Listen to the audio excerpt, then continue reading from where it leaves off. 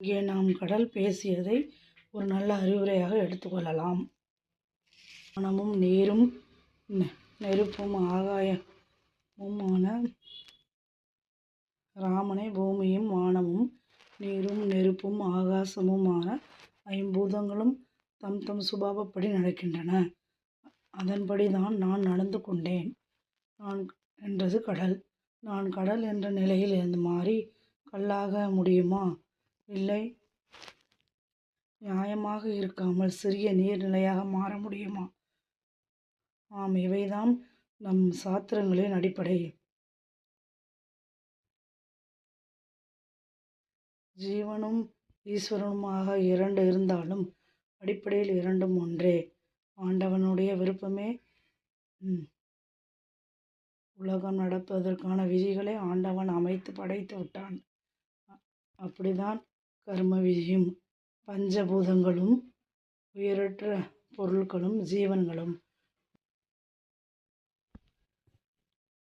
இவற்றுக்கு விரோதமாக நடக்க என்றும் சாஸ்திர விதிகளை அனுமதிக்காது.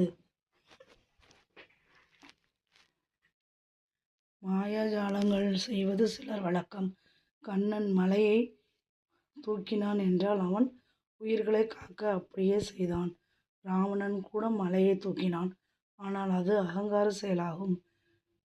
இந்து சாஸ்திரங்களின்படி கடவுளுடைய சங்கல்பமே இயற்கை. காரணகாரிய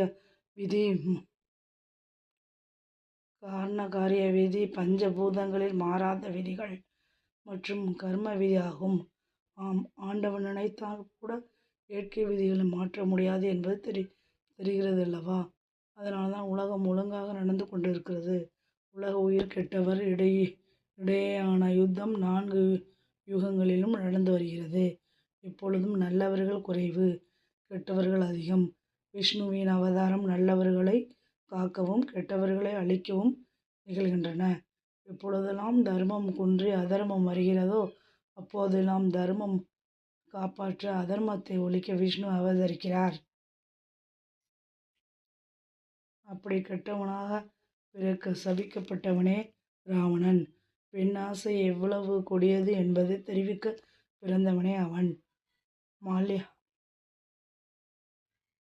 மால்யவான் என்ற வயதான அரக்கன் ராவணனிடம் கெஞ்சினான். உன்னுடைய வரங்கள் பலமிழந்தன. இனி அவற்றை நம்பாதே. உன்னுடைய தேஜஸும் குறைந்து போயிற்று.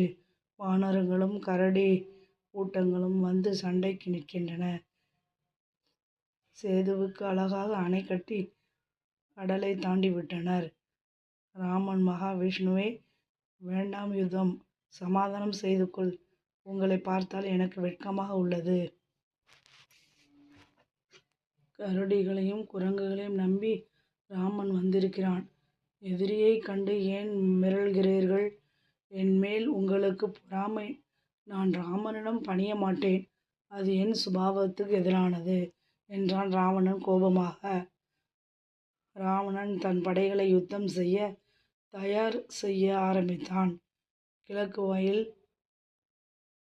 தெற்கு வாயில் பரிஸ்வன், மகாதேவன், மேற்கு வாயிலில் இந்திரஜித் இவர்களை அமைத்து ராவணன் வடக்கு வாயிலை தானே காக்க முடிவு செய்தான். நகரில் உள்ள சேனைகளுக்கும் தலைவனாக நியமித்தான். இவ்வாறு தொடங்கிவிட்டபடியால் ராவணன் யார் சொல்லியும் கேட்காமல் இவ்வாறு சண்டையை ஏற்பாடு செய்து அமர்ந்தான். விநாச காலே விபரீத புத்தி. ராமனும் சுக்ரீவனும் விபீஷணனும் யுத்த ஏற்பாடுகளை பற்றி பேச கூடினார்கள். விபீஷணன் தன் ஒற்றர்கள் சொன்ன ராவணனின் படை ஏற்பாடுகள் பற்றி ராமனிடம் சொன்னான். இப்பொழுது ராவணன் திரட்டியிருக்கும் படை முன்பு அவன் குபேரனை வெல்ல திரட்டிய சேனையை விட பெரியது. ஆனால் ராமனின் வெற்றி உறுதி. ராமனும் வீரர்களை ராட்சச சேனை எதிர்க்க பிரிந்து விட்டான். நீலன் கிழக்கில் பிரகஸ்தனை எதிர்க்க வேண்டியது. அங்கதன் தெற்கில் மகோதரனையும் மாரீசுரனையும் எதிர்க்க வேண்டும். அனுமன் மேற்கில் இந்திரஜித்தை எதிர்க்க வேண்டியது. ராவணனை நானும் லட்சுமணனும் வடக்கில் எதிர்க்க வேண்டியது. சுக்கிரவனும் விபீஷணனும் ஜாம்பவானும் எங்களுடன் இருக்கட்டும் என்றான் ராமன். ராமன் அன்றிரவு வேலைமலை மேல் தங்கினான். மறுநாள் காலை எழுந்தார்கள். லங்கை திரிகூட மலையின் மேல் அழகாக இருந்தது. வானத்திலிருந்து தொங்குவது போல காட்சி அளித்தது. கோட்டை மதுளை ராட்சச வீரர்கள் காவல் காத்து மற்றொரு மதிலை போல இருந்தது. லங்கையின் செல்வாக்கை கண்ட ராமன், அடடா, என்ன அழகான நகரம்! ராமனுடைய அகங்காரத்தின் காரணமாக இது அழியப் போகிறதே. தன் மரணத்தை மட்டுமல்ல, ராவணனது அரக்கர் குலமும் அவனது பேராசையால் நாசமாக போகிறதே என்று வருத்தப்பட்டான் ராமன். இனி யுத்தத்தில் மனம் செலுத்துவோம். வானரங்கள் அவரவர் உருவங்களில் இருந்து யுத்தம் செய்யட்டும். ராட்சசர்கள் பல வேஷங்கள் போடுவார்கள். ஆனால் கர்வம் காரணமாக மனித வேஷமோ வானர வேஷமோ போட மாட்டார்கள். எனவே நாம் வானர மற்றும் மனித வேஷத்தில் இருந்தால் நல்லது. விபீஷணன் மற்றும் அவனது நண்பர்கள் என்னுடன் மனித வேஷத்தில் இருக்கட்டும் என்றான் ராமன். ஒழுங்காக தர்மமாக யுத்தம் செய்தால் வெற்றி நிச்சயம். இப்படி செய்தால் எதிர்க்க வேண்டியவர்களை எதிர்க்கலாம், வெல்ல வேண்டியவர்களை வெல்லலாம் என்றான் ராமன். மேலும் படையுடன் ராமன் வேலை மலையிலிருந்து இறங்கினான். அது ஒரு வனம்.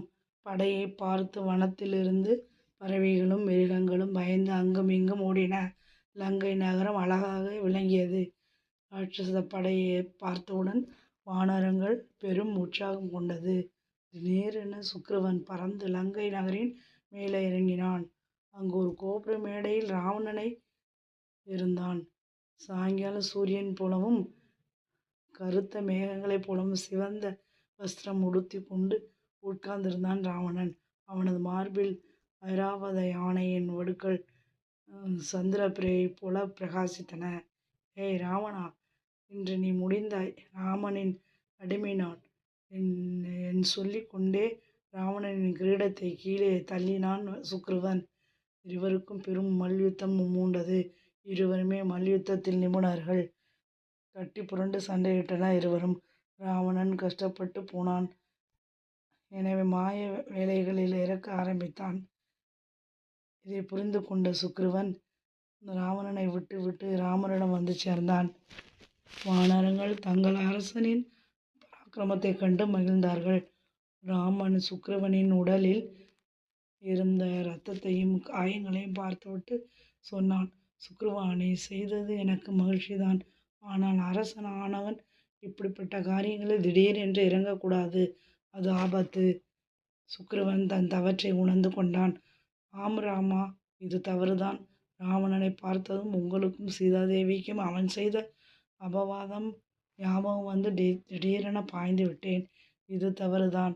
சண்டை ஆரம்பிக்கும் முன் சமாதானம் செய்ய வாய்ப்பு இருக்கா அல்லது இல்லையா என்று பார்க்க வேண்டும் அல்லவா? அதனால் ராமன் அங்கதனை அழைத்தான். அங்கதா, ராவணனிடம் தூது செல்வாய். அவனிடம் தேவர்களும் நீ பெற்ற வரங்களை இனி பயன்படாது என்று அறிவாய். அப்படி பெற்ற வரங்களால் நீ செய்த அட்டூழியங்கள் கொஞ்ச நஞ்சமா என்ன?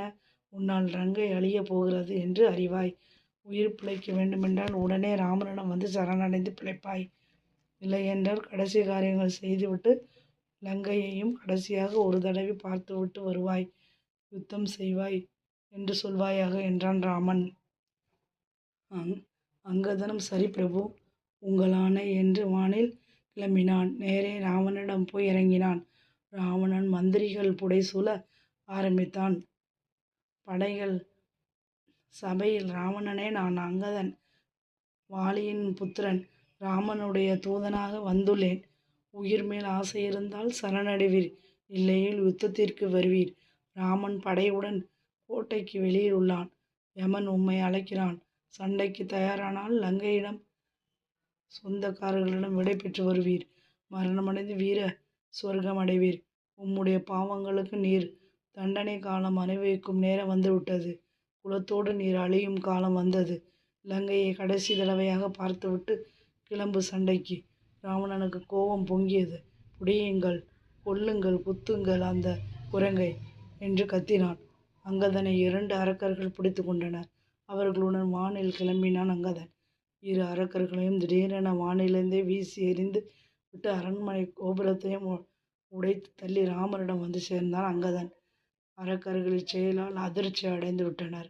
ஆனால் அதை வெளிக்காட்டாமல் இருந்தார்கள். ராவணன் கோபுரம் இடிந்தது கண்டு இது என்ன துர்ச்சகுணம் என்று நினைத்தான். ஆனால் என்ன செய்வது? அங்கதன் திரும்பி வந்ததும் ராமன் படைக்கு சண்டை செய்ய உத்தரவு கொடுத்து விட்டான்.